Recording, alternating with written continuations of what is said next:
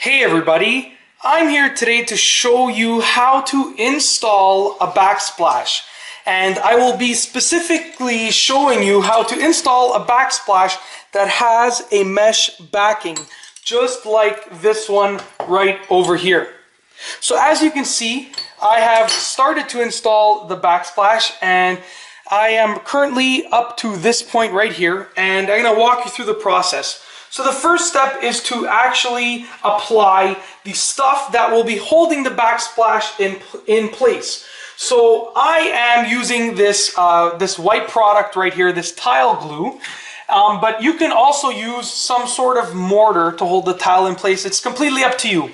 So I'm going to simply get the tile glue onto the wall and then use the notches on this trowel right here to notch it out, just like that. And I'm going to keep doing that and working my way down. And I'm going to apply enough glue to go past the backsplash tile that I will be putting in place, so that I can sort of ensure that the entire backsplash is covered. So I'm just going to continue applying the glue to the area that I will be putting the backsplash onto.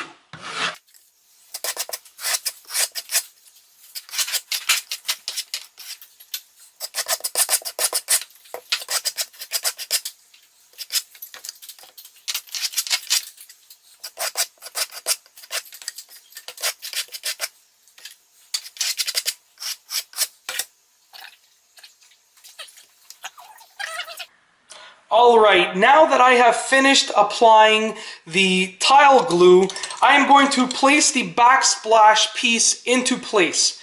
Now, as you can see, most backsplashes with the mesh backing will join right into each other. So I'm just going to put this in place just like this, and hopefully I'm not getting in the way of the camera.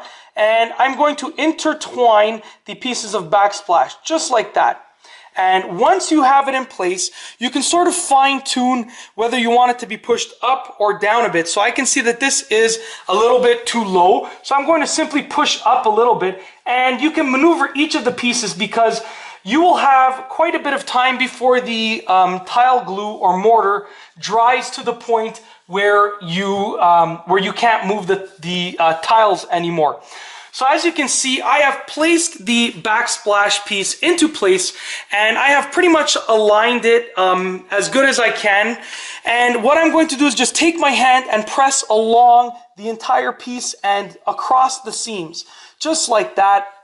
And I'm just feeling for any bumps, any raised spots, or any low spots. And then once I've ensured that there are no raised or low spots, I'm just gonna place my hand and put some pressure on the actual backsplash, and that will sort of set it into place. Now, people sometimes use a piece of wood, like a wooden block, or even a grout float to get it in place just like that. But for the most part, that is how you install backsplash. Now all that you have to do is wait for the glue or mortar to dry, and then, you know, throw on your grout, and it's literally that simple. Now, the one thing I do have to say is that if you have a plug just like this, or a switch or anything, then you will have to use some sort of tile cutter. There are many options, but I showed you the most basic form, which is applying a full sheet.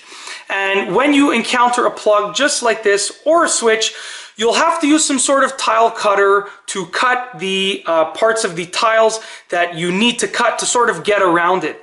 But that's basically it. You use a notched trowel to apply the tile glue or the mortar, and then you line up the tile, you put it in place, you make sure that everything's straight, and you use your palm or a piece of wood to apply pressure to set the backsplash in place. And that's all I have for you today. Thanks for watching.